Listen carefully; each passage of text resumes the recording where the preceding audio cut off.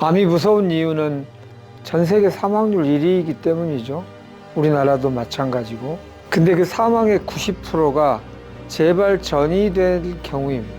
그러니까 암은 재발 전이가 안 된다면 별로 무서운 병은 아니에요. 원장님, 암의 원인으로 자율신경 불균형을 말씀하시는데요. 그렇다면 자율신경 균형이 회복되어 가는지를 어떻게 확인할 수 있을까요? 자율신경 균형이 맞다는 걸 뭘 보면 아느냐. 이제 자율신경이라는 말이 내 생각대로 안 움직이고 마치 자기 스스로의 규율대로 움직이는 것 같다는 뜻이잖아요. 그런 그 참 신통한 경로라는 뜻이죠. 신경이라는 게. 이 말을 다시 말하면 무의식적 신경이라는 뜻입니다. 내 생각대로 안 되고 습관적으로, 무의식적으로, 자동적으로 나도 모르게. 자율신경 균형을 맞다는 걸 알려면 지금 여기서 말한 이런 것들에 대한 관심이 있어야 돼요.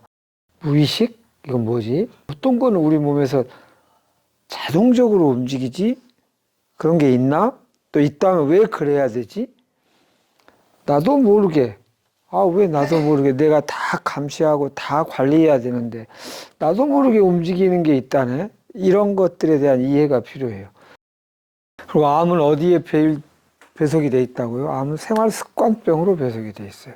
그래서 암이 어렵다. 이렇게 늘 얘기하죠. 습관. 그 다음에 현재의 암 치료의 상황을 보면 암이 무서운 이유는 전 세계 사망률 1위이기 때문이죠. 우리나라도 마찬가지고. 근데 그 사망의 90%가 재발 전이 될 경우입니다. 그러니까 암은 재발 전이가 안 된다면 별로 무서운 병은 아니에요. 10%도 물론 의미 있는 숫자지만 암 이외에도 10% 이상의 사망률을 하는 건 더 많으니까. 그러니까 암을 치료한다는 것은 재발 전이를 치료할 수 있어야 암을 치료한 겁니다. 100점 만점에 90점이 거기에 있는데. 근데 현재 지금 엄청 노력을 하고 애를 쓰고 있고 그래서 더 깊은 성취가 있기를 저도 간절히 바라지만 재발 전이를 하는데 엄청 효과가 있다고 하는 약이 아직은 개발이 거의 없다라고 해도 틀린 말이 아니잖아요.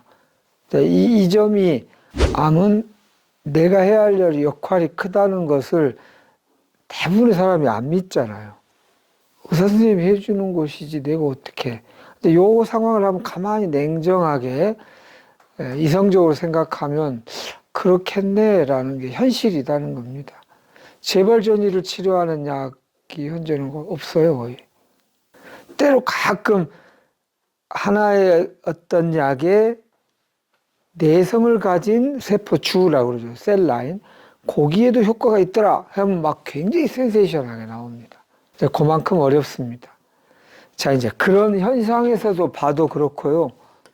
재발 전이 치료약. 이게 없다는 걸로 봐서도 그러하고, 암의 본질이 생활 습관병이라는 걸로 봐도 그러해요. 생활 습관병이라는 말과 왜 도구로서 굳이 얘기하면 자율신경 균형이냐. 습관이라는 말이 습관적으로 무의식적으로 같은 표현이잖아요. 거기하고 딱 짝꿍이 맞는 게 무의식적 신경이에요. 자율신경. 그런 측면도 있고 또 자율신경에 대해서 의학적으로 정의가 되어 있기를 뭐라고 되어 있냐면 우리 몸 37조 세포가 각자 역할을 고유한 역할을 하잖아요. 그것들이 모두 잘 시스템적으로 네트워킹을 잘 할 수 있는 집단 지성을 발휘하는 핵심이다. 이렇게 돼 있어요. 머리끝에서 발끝까지 일어나는 모든 현상을 조종하는 보이지 않는 손이다. 공급과 수요에서 가격이 눈에 보이지 않는 손에 의하여 결정이 된다. 그 얘기에서 따온 얘기예요. 자율신경은 암하고 주파수가 맞겠네. 이걸 이해하면 좋고요. 재발전이 치료약이 없다는 걸 보건대 내 스스로 하는 역할 중에서 뭐가 필요한가를 판단할 수 있을 것 같습니다. 자율신경에서 두 가지가 있죠. 교감신경하고 부교감신경으로 이루어져 있죠. 긴장하고 집중하고 의지를 내고 또 위험을 감지하고 결단하고 이럴 때 제대로 기능하는 겁니다. 이게 우리 삶에서 필요하니까 우리 몸에 교감신경이 있겠죠. 이거하고 반드시 양 날개로 새가 날듯이 또 다른 날개가 필요한데 그게 이완하고 안정하고 휴식하고 탁 받아들이고 수용하고 탁 내어 맡기고 생각을 제발 잠재우고 그 명상이 한자로 그 뜻입니다. 상념을 잠재운다는 뜻이에요. 이런 것이 반드시 균형이 맞춰져야 되더라. 이게 두 개가. 우리 전통적으로 이걸 양이라 하고 이걸 음이라 하고 표현해요. 잘 보이고 선명하게 드러나는 게 양이잖아요. 그러니까 이 교감신경은 선명하게 드러나요. 그리고 좀 깊고 잘 안 보이지만 뭔가 깊은 일을 해내는 것이 음입니다. 그죠? 그게 부교감신경이에요. 부교감신경. 근데 지금 암은 이게 지나치게 높은 병으로 분류가 되어 있죠. 교감신경이. 그럼 뭐를 말하냐면 선명하게 보이는 것도 일부 필요하지만 그보다 더 중요한 거는 선명하게 안 보이고 좀 깊은 것을 우리가 주제로 다뤄야만 자율신경 균형이 회복될 수 있다. 이렇게 방향성에 설 수 있지 않아요? 음과 양에서 뭐를 더 관심을 둬야 돼요? 음을 관심 둬야 돼요. 음을. 근데 이제 여기 질문 내용에도 많이 나오지만 자꾸 양에 대해서 관심을 많이 표현해 주세요. 근데 이거는 불가피해요. 처음에는 눈에 보이는 것부터 시작해서 눈에 안 보이는 걸 탐색해 들어갈 테니까. 그러니까 암을 낳은 사람에 대하여 통계에 보면 제일 처음에 강렬한 의지를 가지더라. 나는 반드시 해낼 거야. 이렇게. 처음에 어느 단계까지. 그러니까 아까 눈에 안 보이는 음으로 가기 위해서 양을 통하여 그 실말이라고 그러잖아요. 실이 이렇게 겉으로 나와 있으면 그걸 따라가다 보니까 안 보이는 땅 속에 뭐가 나온 걸 쫓아갈 수 있게 지도가 되듯이 양을 통하여 음을 찾아갈 수는 있어요. 그러니까 처음에는 이게 선명하게 있는 의지나 이런 걸 통해서 시작을 하다가 여기까지만 가서는 안 되고요. 반드시 요 세계로 들어와야 돼요. 그렇게. 그게 우리 몸의 상태에서 뭐냐면 수면입니다. 수면. 그러니까 제가 생명을 이루는 5가지 자동적 시스템. 이 자동적 시스템이란 말이 뭔 말이죠? 습관이란 말이죠. 왜 자동적으로 만들었을까요? 인위적으로 내 생각대로 하면 안 될 것 같으니까 조물주가 만약 사람을 만들었다면 그건 건드리지 마. 그냥 이거는 너무나 중요하니까 깊은 근거에 가두듯이 잘 안 보이게 만들어 놨고요. 매번 내 생각대로 변하지 않게 자동적으로 만들어 놨어요. 그게 뭐예요? 습관이에요. 근데 암이 왜 이렇게 무서운 병이냐면 이 자동적 시스템의 병이 와버린 거예요. 습관병이라는 말은. 그러니까 심각한 거예요. 근데 자꾸 그 자동적 시스템을 보려 하지 않고 선명한 거에만 그치면 곤란해요. 그것이 첫 번째 음식, 운동, 요게 대부분 눈에 좀 선명하게 보입니다. 의지를 내면 누구든지 할 수 있어요. 운동은 의지로 하면 되잖아요. 하기 싫지만 푸시업 100개 하고 이 스쿼트 하루에 2,000개씩 하고 매일 이렇게 할 수 있잖아요. 음식도 이거 먹으라고 하는데 먹기 싫지만 먹으면 되고요. 먹지 말라는 거 먹고 싶어 죽겠어도 이걸 악물고 참으면 돼요. 이건 다 의지를 갖고 할 수 있는 일입니다. 수면은 그렇게 안 되잖아요.